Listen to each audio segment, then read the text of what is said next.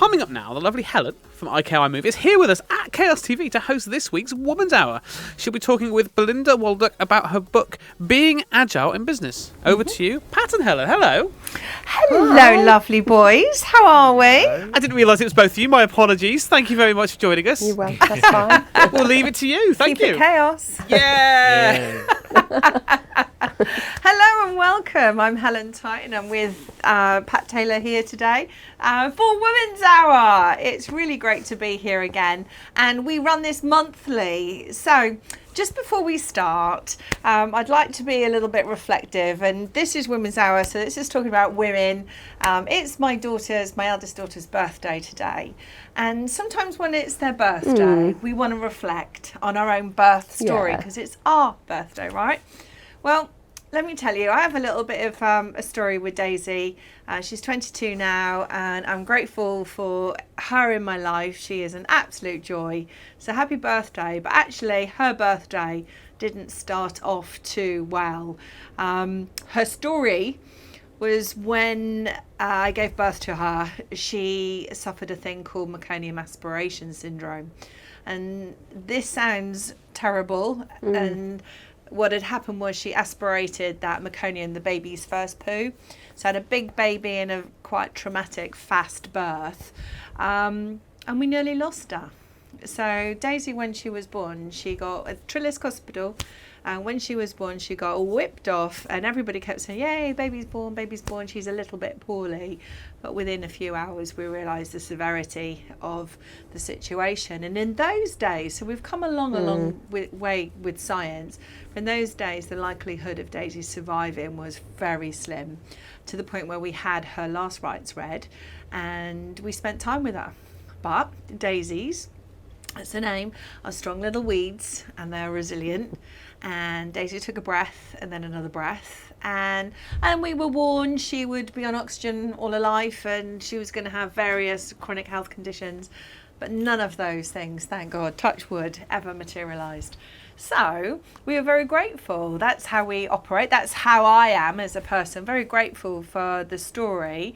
And if anybody has ever wondered why Trelisk Hospital has a space called the Daisy Suite, that's my Daisy. So what we did as part of our give back, we were so delighted that we now finally had our own child. It was our first baby. We wanted to do something wonderful for Trelisk, to say thank you for, once again, excellent care of the NHS. And they really were angels. They really did look after us when we were there, and it was terrifying times. So there's the Daisy Suite, and our deal was we didn't want any other credit for it. We just wanted to give it a name, and we fundraised. So this is 22 years ago. At the time, we raised about £17,500 to have that suite decorated. Since then, it's been taken over by another charity called Ella's Memory. And it's beautiful. It's been expanded. There's a beautiful garden there. And it's just important to understand that for women, we celebrate the birth of our children, not just their birthday. We think back and reflect for a few moments about when they first came into the world and how we feel. And I'm just grateful. So I'm feeling very reflective today. And what a lovely lady she is, isn't she? A lovely young woman. She is. All credit to you for that. Yeah, thanks, mate. She is. She's a joy. Maybe we'll have a glass of wine and talk about it later. Okay. We do like Arm wine. twisted up my back. Okay, so in today's programme, our hot topic is, are you really doing your bit for the environment? So we want your comments. We want you to join the conversation today. So you can call 018 872 228844, or you can email us here at hello@thisischaos.co.uk. So send your questions in, send your comments in, and we'll have a discussion later on. But over to you, Helen. Okay, so coming up in the show today, we are going to talk to Belinda Waldock. Now, this is her book about being agile, and I have to say, I have a little bit of Shiro worship for her. Cracking woman, great story, but also it's not just about the business thing. Belinda has had a lot of health issues, particularly over the last year, and we want to talk about that. So coming up today as well, we're going to talk about sleep. We were supposed to talk about sleep last time, and we got completely carried away and got on our soapboxes. We ended up having a really long talk with one of our guests, and we never got round to it. Subsequently, I have to say, Pat, I've taken on a puppy. So when we talk about sleep, you should bring a puppy into your life, honestly. You're not getting much sleep then. But I get the sleep that I do have. I wake up with joy because I've got this little velvety, tiny little thing that loves me dearly and wants to play. So it makes me happy. So, but first, we're going to talk about, are we really doing our bit for the environment? So, do you want to introduce it? So, why are we talking about this? Right, well, excuse me. We've also got not COVID. Yeah. We've been a bit poorly this month. We've both been a bit Sorry if under we the cough. weather. Right. Recently, as you know, we've got this a crisis about fuel. And now there's this big conversation around lack of CO2. And if you're not reading on it, I don't know what planet you're on. It is around there right now. There's a lot of news around the CO2 subject. But actually, what intrigued me, because I was listening to the news, listening to the knock-on effect, the consequences of not having CO2, and I don't understand enough of it, because I was understanding that, isn't CO2 a bad thing, but it turns out we use it for a lot of things, particularly the brewing industry and meat industry. So it got me thinking around, actually, do I know enough about the environment, about what am I doing to support the environment? Could I do better? And are there some hints and tips that I'm missing out on? Because I know, and I'm going to put my hand up here, that I'm a bit of a nightmare when it comes to recycling plastics. I don't do that enough. Oh right. Oh, see, I do. I'm the opposite. I'm a bit OCD. You've got quite good bins and collection, haven't you? Well, not really. So we have the bags, but also we were in an area that we're trialling the milk bottle carton tops. So the green tops, we have semi-skim milk, so that everything goes in. So we wash it and everything goes in. So our recycling is huge, which is fantastic, isn't it? And you see my neighbours, and you do that thing, is it recycling day? And some have 2 bags, but actually we have about 6. So we have double the cardboard, double the paper, double the tins and plastics. And everything gets recycled. So let me ask you then, you had this, you were doing it as a trial, your road. Yeah. So when was that? That was a couple of years ago. That was before lockdown, actually. Is it over? No, I'm still recycling, and I haven't heard what's gone on about, or the results of it, so we're still recycling it. So I think it's not been made easy for me, so we don't have that. I think that's kind of our weakness. I love a bit of box folding and separating from the plastics. I really enjoy that. But my food plastic, I definitely need to improve on that. I had all the best intentions, but I got nowhere to put it. So yeah, and we don't. So it started off outside the back door, and then it would get wet, and everybody puts it by the back door on the side. By the back door, so it's up to me. Why can't they just stick it in the pile? I know. So now it's on the driveway, getting wet. But I'm going to buy. So my neighbours have got this wonderful wooden contraption, and it's just got doors, and they put all theirs in there, so it keeps dry. And I'm going to get something. I'm going to invest in something like that. I think I need to do something like that. But it's funny. My sister lives in Milton Keynes, and they have a clear bag, and everything just goes in a clear bag. Yeah. They put it out, and the council recycle it for them. Now I know that takes more manpower, and actually it's probably quicker for us to do it. But what a great idea! It takes away that kind of, where do I put it? You just put it in one bag, and it's gone. Yeah. What about, so aside of that, I know that I like to shop. I love clothes. I love clothes. But to be fair, I am an investor, aren't I? Yeah. I do buy nice things because I know they're going to last. And I hate some of the supermarkets, some of the shops out there that sounds like Armani. And I'm not into that fast fashion. And actually, Daisy, whose birthday it is today, she's a fashion photographer, and she talks about sustainable fashion a lot, and working with a lot of the upcycling and recycling second-hand shops. There's loads of work there. Yeah. Historically, I wasn't really into that. And now that's very much on our radar. Fast fashion is definitely an out for me, but I think I could be better at that as well. And I think, that there's 2 sides to it as well. I think there's the work side and the home side. So we can do what we can do at home, and that can be about buying local. So buying from, and we do that anyway. We buy from our local butchers. And we don't have any veg stores anymore. We used to. I miss a good old veg shop. And the fishmonger. So it's about buying local and holidaying local if you can.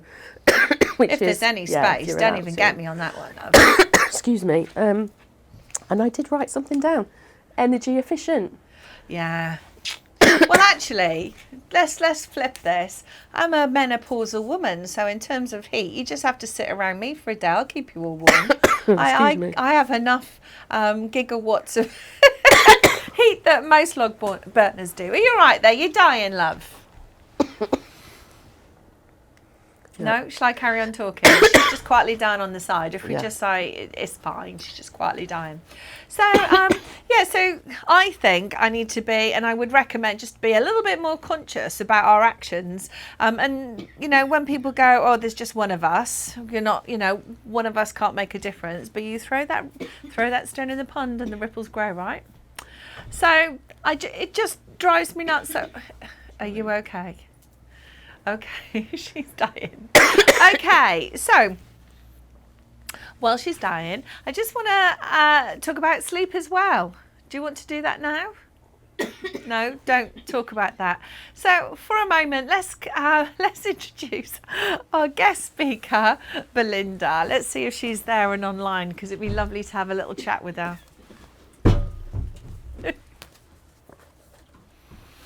Hey, Belinda. Hello. Somebody get that lady a glass of water. I know. She's on. It's really funny. She's on hands and knees, crawling out of the studio, so you can't see her. But I know she's there. It's so nice to see you. Oh, it is good to see you as well. You're looking fabulous as always.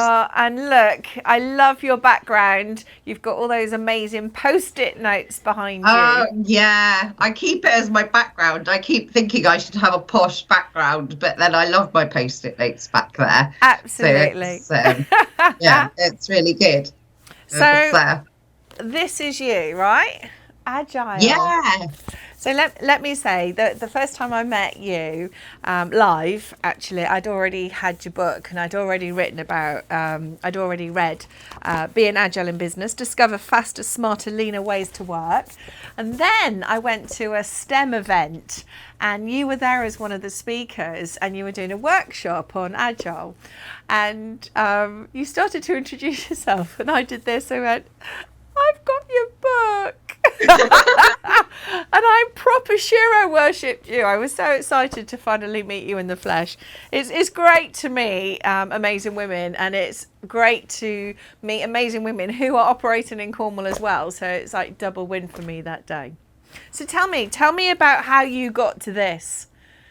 Oh dear, I remember that day as well, and it's always like they're like little special moments, because like writing the book was all about kind of sharing this agile way of working, and this, what I kind of always felt was this different way of approaching things to the kind of mainstream.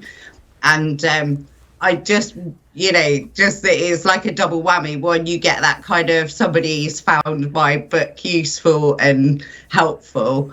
And just that kind of feeling of like good that gives you, that and that there are other people out there that feel the same way.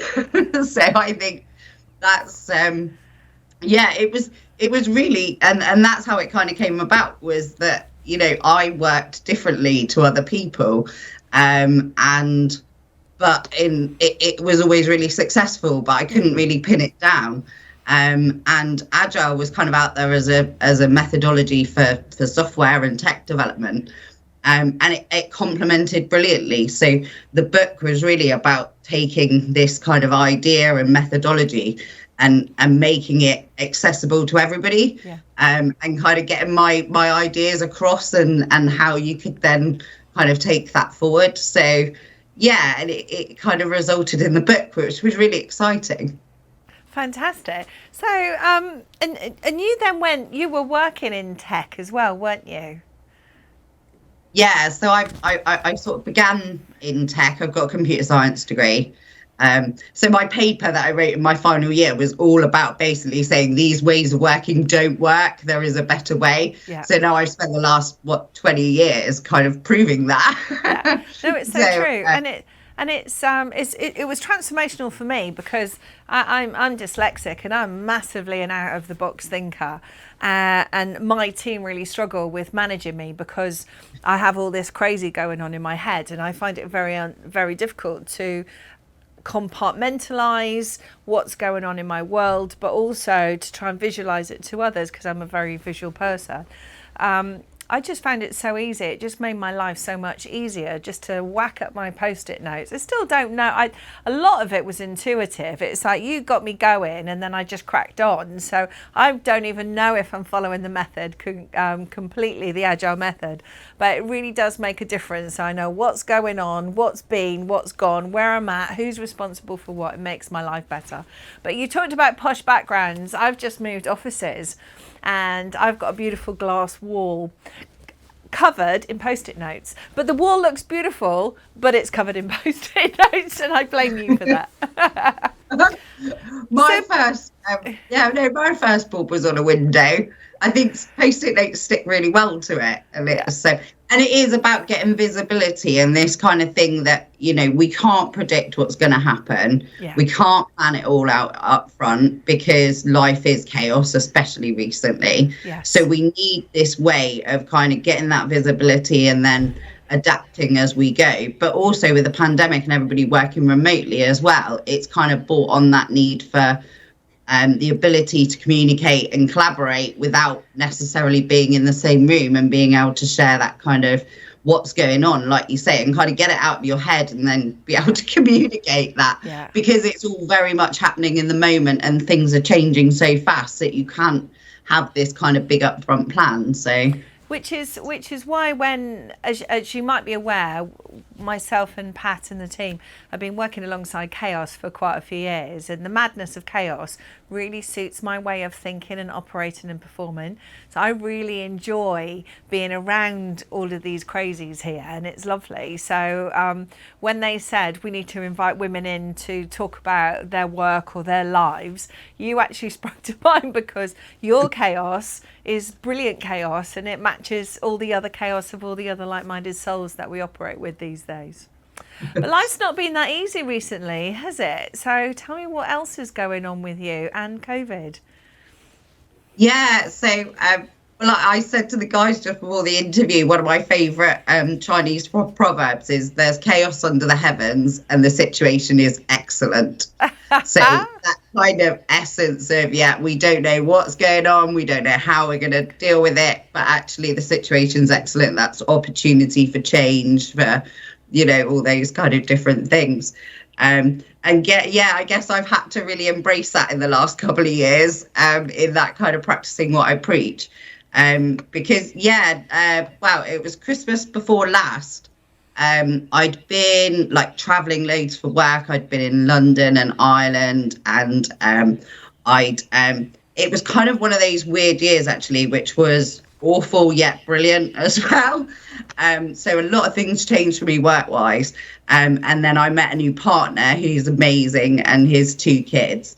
So I'd been away working loads, and then Christmas hit and we went away for Christmas, and I just suddenly started feeling unwell, like my hands were aching, my feet were aching, things were aching, and I was putting it all down to I did a lot of walking in the airport, or I did this or I did that, and it kind of just kind of went downhill kind of over a period, a couple of months, till I really couldn't do a lot at all. I was really really kind of not at all agile in that sense.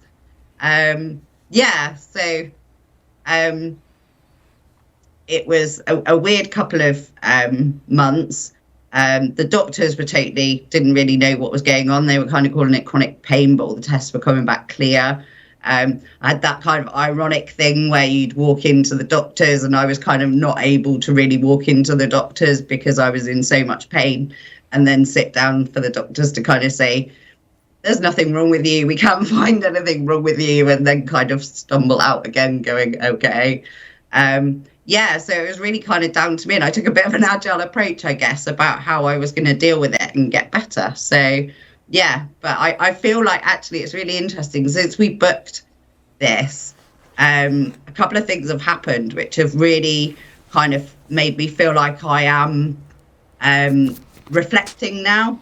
Okay. So like I'm starting to kind of move into that reflection, which means that I am sort of better almost, hopefully, fingers crossed. So do you think, was it COVID? Well, they never really pinned it down. They've put it down to like a autoimmune chronic response kind of thing to some virus. But along the way, like we looked at arthritis, rheumatism, menopause, various different things, but they just couldn't find anything wrong with me, even though physically it was blatantly obvious. I couldn't walk up the stairs, I couldn't walk down the stairs, it just, all my muscles and my joints just literally kind of seized up. It was just weird. It was, yeah. And whether it burn out, I think it might have been a combination. I was traveling around, so like that Christmas, then into the new year, I was kind of in Ireland, I was in London, I was all over the place just pre kind of March. I remember leaving Ireland and Dublin was shutting down, and I got back to the UK and everybody was acting normally, and it was really weird because I was kind of like, oh, and that's when, I mean, it was kind of weird timing actually, because I kind of broke at the same time the pandemic hit, which was kind of almost good timing for me because it gave me a couple of months to kind of recover a bit, I guess. Yeah. Wow. Well, stop. Actually, stop would be the more appropriate word there. Well, this is what they were finding, weren't they? That it's becoming more commonplace now, tragically, as more and more people are being diagnosed. Because, of course, there wasn't a diagnosis 18 months ago. And it's only sort of relatively recently they're talking about long COVID, as more and more people are presenting with this chronic pain. They're presenting with chronic fatigue syndrome type health conditions. They're listing, as you said, arthritis, is it menopause, don't really know what's going on. And then it's this, as you absolutely just said, you know, this reflection that as you look back, you kind of go, well, this wasn't working, this has stopped working, that's stopped working, this is sounding more and more like long COVID. And what you were capable of doing pre whatever it was event, you have to, don't even compare yourself to that person because that person's long gone. So myself and Pat, we in fact we've recently got the sign off for it, where we run a program called Renew, and Renew is designed to help people with long COVID and people with neurological conditions to help them feel well. And none of it is about graded exercise. It is literally, today's a good day, let's move. Today's not such a good day, well, let's do some mindfulness and meditation. You just don't know. It is literally wet finger in the air, isn't it? And guessing how you're going to feel today and how you're going to recover. Great news that you're starting to feel a bit better though. So what else is, go on. Yeah, it's like you say about the long COVID thing, because I've read stories of people with long COVID and kind of gone, well, that's the, you know, there was one woman I read about, she was running marathons, she was doing this, she was doing that, and then she like used the, like, I couldn't carry a basket of washing up the stairs. And I was like, God, that's me. And so, you know, whether, you know, but it does, it kind of rings true. And it's really frightening because nobody can put their finger on it. So it's really nice to hear kind of, because I feel like I was kind of just trying so many different things. And, you know, when I was in too much pain, rather than try and go to like an osteopath or a chiropractor or something like that, using like meditation and things like yoga and stretching and just kind of mindfulness and all those sort of things was so useful, I think, just to bring my, you know, my anxiety down about it to begin with, so that I could actually start to kind of take control of it a little bit, and then kind of get into that, like, right, take an agile approach, Belinda, right, try a bit of, we had a Wii Fit that I managed to get a hold of in lockdown, so we were using that for the yoga, and I was kind of just that, again, agile, small incremental improvements, run a sprint, not a marathon, you know, think about, you know, what's the little thing that I can do today? And if I can stretch that, you know, because on the yoga thing, they're all like in these like weird positions. And I was kind of like this, and that's all I could do. But then the next day I could do this, and then the next day I could do that. And then, you know, and so it was all those little things. And I think having actually a program where you can go and talk to people, because like the Merlin Centre here in near Scottsdale, brilliant, and I saw a few people there, and you know, but I had to dig it out, I had to find it, and they weren't really doing that, they were doing something else. But I was like, can you just try and help me? I know you don't do this, but can you just do it anyway? Just to try. The Merlin Centre are awesome. Back in the day, we used to do a lot of work there. We were actually delivering Renew many years ago, which was really exciting. But those people just, if you ever get an opportunity, for those that are watching, to visit the Merlin Centre or contribute towards them, those guys really work hard. And MS is the second most prevalent area is Cornwall. First in England, Scotland being MS, and you know, those guys on my possible diagnosis list as well as fibromyalgia. It was all kind of, you know, heading, you know, at one point I mean, that's why it's so brilliant, really, the last couple of weeks, because I've just got back to doing competing on my horse. And I would say this time last year, I really seriously doubted whether or not I would ever be able to ride again. It was, you know, the doctors were kind of saying, you know, well, maybe it's time to slow down and all this stuff, and, you know, take up yoga and, you know, don't do this instead. And so it's a big moment to get back there. So anybody who does watch this, that's, you know, finding it and try and see it as a challenge rather than suffering. I think that helped me, positive mental attitude and all that. That you know, you can get through the challenge, but stop fighting it and start working with it. And like I say, little bits at a time, I think is, you know, and programs like yours, I think, are amazing, because it just meeting other people that have going through the same thing is so helpful for well-being, I think. Do you know what? We see that. We physically see the weight coming off people's shoulders when you go, actually, we've got a program that might be able to support you and make you feel better. And you can see them go, oh, you're not alone. And I think that's the great thing about doing the talks that we do for Chaos TV and beyond, is, you know, trying to reach people, because we try and normalise a lot of things. And just remind people they are not alone. Can I just switch tact a little bit? I want to come back to Agile, and I've got a question for you that has been asked. Okay, so describe your 10-year journey to your overnight success. Oh, crumbs! That's a big one. Describe your journey and like, say, the last 10 years. In bullet point, let's hear it.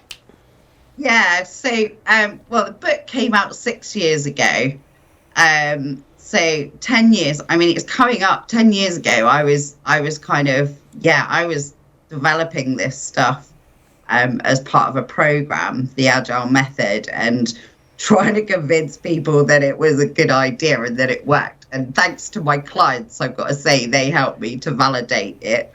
And and then that kind of resulted in the book. And then since then, it's been amazing, really, because I guess that kind of took me out of Cornwall to a certain extent. I started working outside of Cornwall, so I've been all around the country, but into Europe. I went to Doha to work with a museum over there, which was amazing. I've worked with just some amazing organizations, from kind of charitable to big enterprise.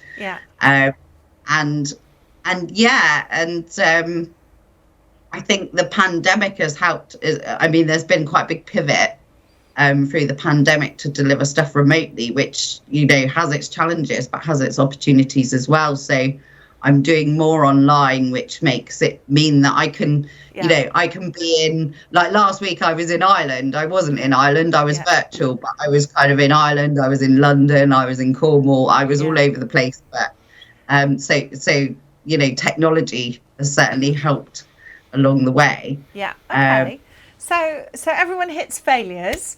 What have you learned? Have you had any, and what have you learned by your failures? I'm always too distracted by shiny things. That's my downfall. I would think I could be. I think. Oh God, I'm one of those people that literally in my training, it's like it's not failure, it's learning. Yeah. So you're kind of trying something and it didn't work out like that. I can't remember who said it. The guy who did the light bulb, or whatever it was, that I found 1,000 ways of doing something else. Yeah. So I think it's those kind of pivots. I'd probably go a bit deep if I was going to answer it off the cuff, because I'd probably go, be more confident and, be more, don't listen to the doubters. Yeah. And I think one of those really amazing messages that you gave me, and it's about the Agile approach, is the pivot or persevere. And trying to help people with that message has been a real powerful tool for me. Don't flog the dead horse. If it's not working, change. And using the Agile formula around the pandemic has been phenomenal. When everybody had to pivot, everybody had to switch to being digital, operating in a different method, and that's been fantastic. So I'm sure that's opened a lot of doors for you. Yeah, it's been good, and it is about it's about kind of learning and responding to that and accepting that things are changing. You are not a tree, you can move. You can change, you can and that's okay. A lot of teams I work with are growing, or they're developing and they're pivoting, and it's kind of offering that reassurance often that it's not that you're doing anything wrong, it's that you've outgrown what you were doing before. That worked brilliantly before. Now we need to evolve things so that they work, better and in a different scenario. That's not a failing, that's evolution, that's development. So and that's a really powerful message there on its own, isn't it? That you're not failing, you're evolving, you are outgrowing something. And that's a real good metaphor for life as well, isn't it? Oh, it is. Yeah. You've got to there's, horses, I mentioned, getting back on the horse and stuff, but horses, I think, are you have to be so agile on them. Mm-hmm. You can't go in with a fixed up front planned approach. Yeah. And sporting wise, you can have your set plays, but actually when the game plays out, it plays out in its own unique way. So I think it is about, acknowledging that we live in a complex and chaotic world, and that not everything can be simplified. And, that there is a way that kind of is in between, that isn't this kind of big upfront plan, but it isn't just winging it either. Yeah. So Belinda, where can people go to find out more about you and Agile and more about your messaging? So the book obviously is good. So you can buy that. That's kind of available on Amazon or bookshops, various bookshops. You can get it in paperback or Kindle. You can go on my website, which has got quite a few resources and stories and various bits and pieces to use. I do kind of all my training and coaching online now, so I'm kind of very accessible in that sense. And often if I get one or two people interested in doing something, then we can kind of put together a group. So that makes it quite good for people to do kind of training or coaching. So yeah, so I'm quite easy to find if you Google me. I'm on social media and things like that as well. So everybody's very welcome to connect. It's always nice to connect and always nice to hear stories. Maybe you should come and see us. As I say, it'd be nice to see you in person, but maybe you could come to Tremo Innovation Centre and do a bit of work with us. It'd be nice to catch up with you again. We can have a cup of tea. Yeah, it's nice to have that kind of cup of tea and a cake again, isn't it? It's it's okay. nice. I've done a couple of in-persons. But yeah, it's really lovely. And happy birthday to Daisy as well. That's an amazing story. She sounds like a very agile little chick. She is, I think. and yeah, thank God she's got a mum's entrepreneur elements to her. So yeah, she's a good kid. Lovely to talk to you. Thank you so much for your time today. We really appreciate it, and and it's great to see all that positivity as you recover from your chronic health and the pain. So lovely talking to you. You take care. And you take care. See you soon. Okay, bye. Bye. Bye. So that was Belinda, and again, you can get hold of her, Belinda Waldock. Her book is Being Agile in Business, and absolutely massive recommend. A great woman with a great story as well. So, yeah, and don't forget you can email us and get in touch with us. We did have a couple of questions. I've got a couple of questions. Well, go on then. So I've got a couple of questions going back to the environment, and then we'll come back on to sleep, shall we? All right. And okay. apologies for my little outburst earlier. I'm fine. She didn't die today. No, I didn't die. So would you consider going vegan? And I know we've spoke about it before, but would you consider going vegan to help the environment? Oh, do you know what? We have this conversation all the time. As you know, I used to be a power lifter. I am carnivore. I know that. So protein is really important for me. But we have talked in our family around, because Daisy doesn't eat much meat anymore. No. But me, Tony and Daisy, me, Tony and Maddie, we all eat meat. But we've all talked about having a vegan day. Start there. So I'm not afraid of vegan food, but I do really I like meat. And we do as a family. I've got 3 boys, and one of the boys, his girlfriend was vegetarian and does eat some meat now, mostly chicken. But I really struggle to go vegan completely because I love my meat. I live on chicken and fish, but I think I'd really struggle. But it's definitely something that I need to consider. Okay. And so maybe in October we need to think about at least one vegan day, because we did it for a little while, didn't we? Yeah, and you can have a vegetable curry. Yeah.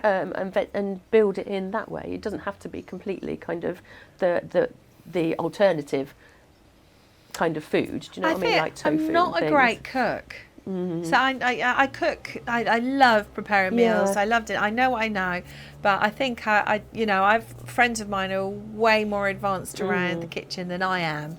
So I think that's my barrier. I'll have to get my James. But I did. To teach you. Yeah. Well, and also I had food delivered for a while. Yes, Do you remember I did that? And that was quite clever because they pre-prepared everything. You just followed the instructions. It takes the hassle out. Yeah. But if you know me, you know that I'm not very good at following any instructions. No, you're not. Another one then. Okay. So we've actually got a few, but I'll go on to this one. So can one of us make a difference when just 100 companies are responsible for 70% of all emissions? And that's from Kelly. So is it worth one of us making that difference when everybody else, all the companies? Yeah, I think so, because we've got to think about the generations behind us as well, haven't we?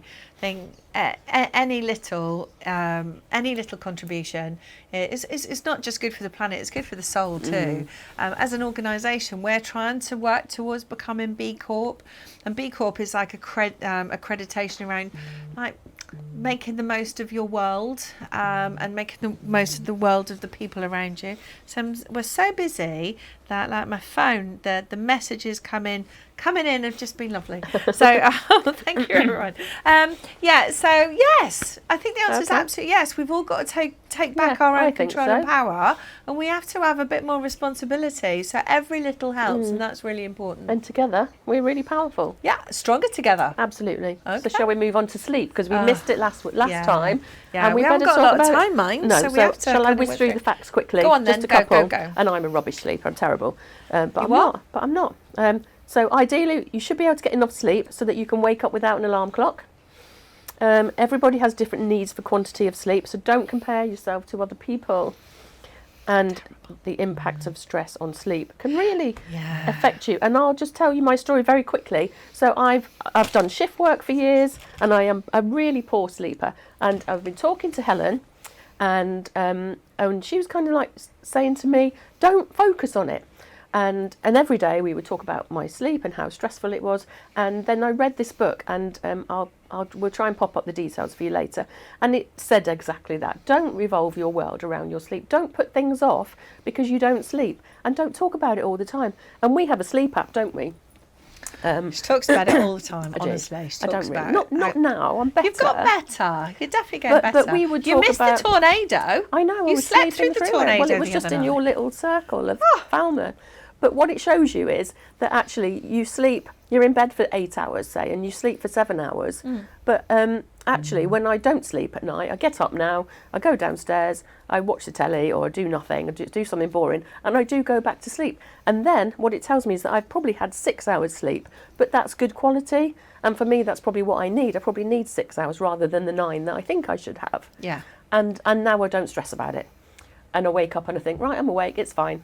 Yeah. And now I don't tend to talk to you about it as much, do I? Yeah, but you also do a whole bunch of prep, and I think that's Yeah. the important message. So Yeah. it's not just the book that you read. It's No. not just No. that there is a bunch of other things. What else do you do to help support your evening time and rituals into sleep? So we normally exercise in the evening, and that really helps me, I think. So shower, and then I de-stress after my shower. So I try and leave time after my shower and bedtime.